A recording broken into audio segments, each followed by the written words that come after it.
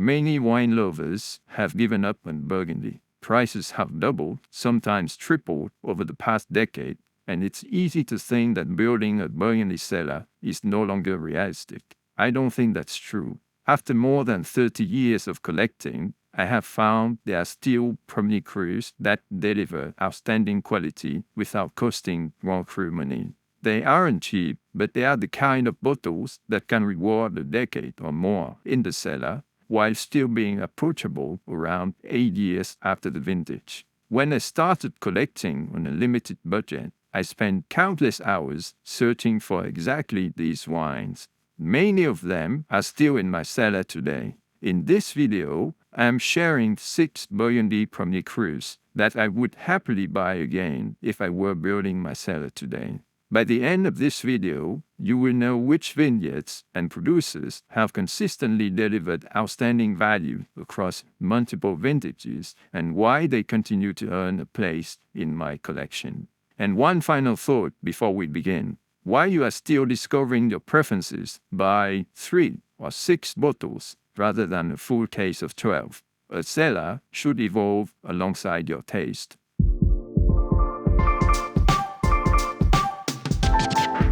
Gevrey-Chambertin, Premier Cru, Les Cazetiers, Domaine Faiveley. If you are looking for one of Burgundy's best Premier Crus that still offers genuine value, Les Cazetiers is an excellent place to start. This 9.12 hectare east-facing Premier Cru sits on the steep slope immediately beside Clos Saint-Jacques.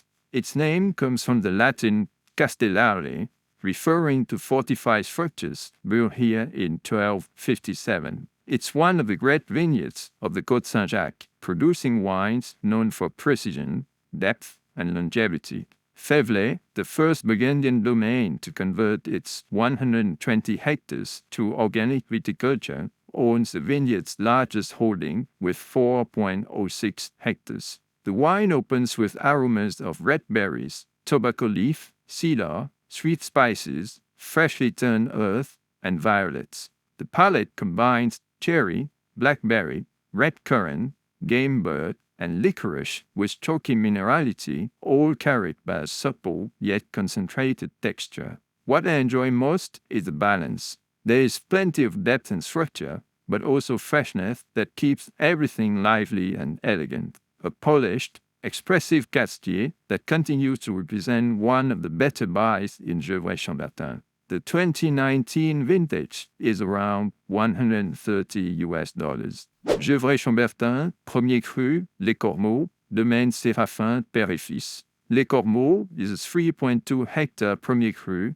lying between Grand Cru Chambertin and the village of Gevrey itself. Sérafin's 0.45 hectare parcel sits within the original Clos des Corbeaux, surrounded by an ancient wall of clay, limestone, and rocky soils. Despite its name, Les Corbeaux doesn't refer to crows. It comes from the Old French corbe, meaning a hollow or depression in the landscape. Christian Sérafin, who sadly passed away in 2025, developed one of Burgundy's most distinctive styles. Each vineyard was paired with specific coopers, while every wine above village level was mature entirely in new oak. Although powerful in youth, these wines evolve beautifully after a decade or more, gradually revealing remarkable purity and vineyard character. Over the last 15 years, Christian gradually handed the domain to his daughter Karine and his niece Frédéric Goulet, who continue the same philosophy today.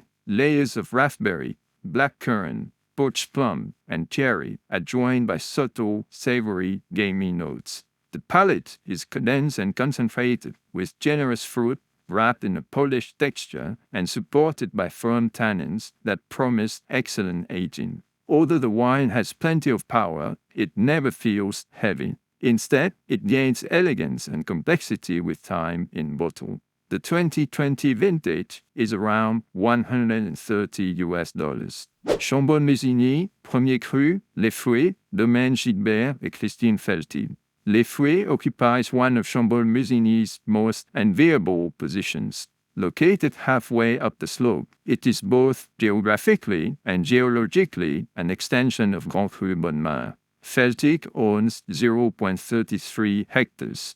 At 280 to 300 meters altitude with southeast exposure, the vineyard enjoys excellent morning sunlight. Its name refers to the traditional Burgundian measure of land one person could cultivate with a hoe in a single day. To my palate, Les Fuées comes closer to Grand Cru quality than almost any other Premier Cru in Chambol, with only Les Amoureuses clearly sitting above it.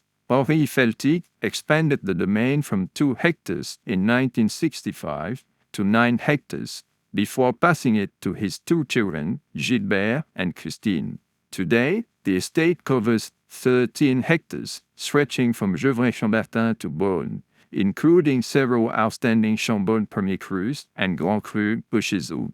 Since shifting towards estate modeling around 2010, and with Gilbert's daughter, Pauline, joining in 2022, the domain has gone from strength to strength. The wine combines red and black cherries with cocoa, herbs, violets, choky minerality, and subtle oak. The palate is generous and concentrated, offering ripe berries with an unusual hint of dates and fig that adds extra complexity. Despite the richness of the fruit, everything remains focused, refined, and beautifully balanced. It's a wine that comes remarkably close to Grand Cru quality without carrying a Grand Cru price tag. The 2020 vintage is around $120. Chambon-Musigny, Premier Cru, Les Sentiers, Vieilles Vignes, All Vines, Domaine, and Hervé Sigaut. Les Sentiers is a 4.9 hectare Premier Cru situated immediately below Grand Cru Bonnemar and forms Chambon-Musigny's northernmost Premier Cru. Its name refers to the ancient Roman paths that once crossed the Côte de Nuit. The vineyard's brown clay-rich soils are mixed with limestone rock. The Sigaut family owns 0.67 hectares planted in 1947. Before entering the wine world, Anne Sigaut worked as an interior designer. She joined the Domaine in 1984, produced her first vintage in 2004, and has become known for wines of remarkable purity and finesse. Dark berries, sandalwood, undergrowth, and floral aromas introduced a wine of impressive concentration. Black cherry, raspberry, candied citrus, chocolate, ginger, and pepper unfold across the palate, supported by lively acidity and beautifully integrated tannins.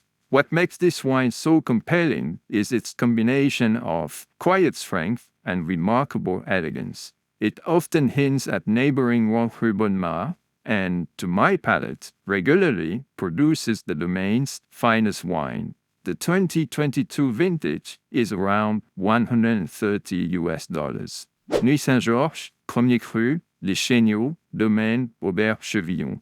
Les Chaignots is a 5.9 hectare east-facing Premier Cru on the northern side of Nuit Saint-Georges at 260 to 280 meters altitude. The soils are made up of silt and gravel deposited by the river Meuse.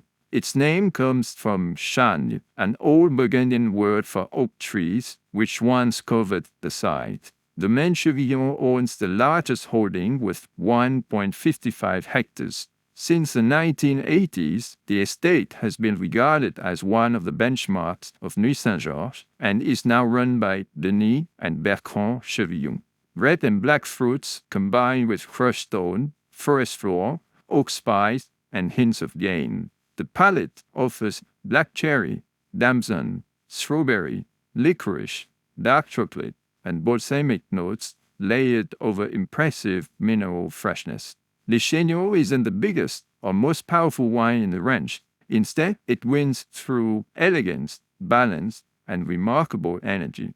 The combination of Nuit Saint-Georges structure and a touch of Vosne Romanée finesse makes this one of Burgundy's most rewarding values. The 2022 vintage is around $120. Beaune, Premier Cru, Clos des Mouches, Joseph Drouhin. Situated at the southern end of Beaune, beside Pommard, Clos des Mouches is a 25.2 hectare Premier Cru planted on clay, limestone, and marl soils with an east-southeast exposure. It was one of Maurice Drouhin's first vineyard purchases during the 1920s and remains one of the estate's flagship vineyards today. Joseph Drouhin owns the largest holding with 14 hectares divided equally between Pinot Noir and Chardonnay. The vineyard takes its name from the beehives that once stood here, with mouches à miel, or honeyflies, inspiring the name. The wine opens with black cherry, sweet dark berries, thyme, smoke, espresso, and subtle game notes. The palate is concentrated, yet beautifully focused, combining pure fruit with fine tannins and impressive mineral definition. Rather than delicacy, this wine offers depth, energy, and character. It's one of the bottles that continually reminds me why Clos des Mouches deserves its outstanding reputation. The 2016 vintage is around $120. These are 6 Burgundy Premier Crus that continue to earn their place in my cellar. Over the years, they have shown me that building a Burgundy collection isn't about buying the most famous labels.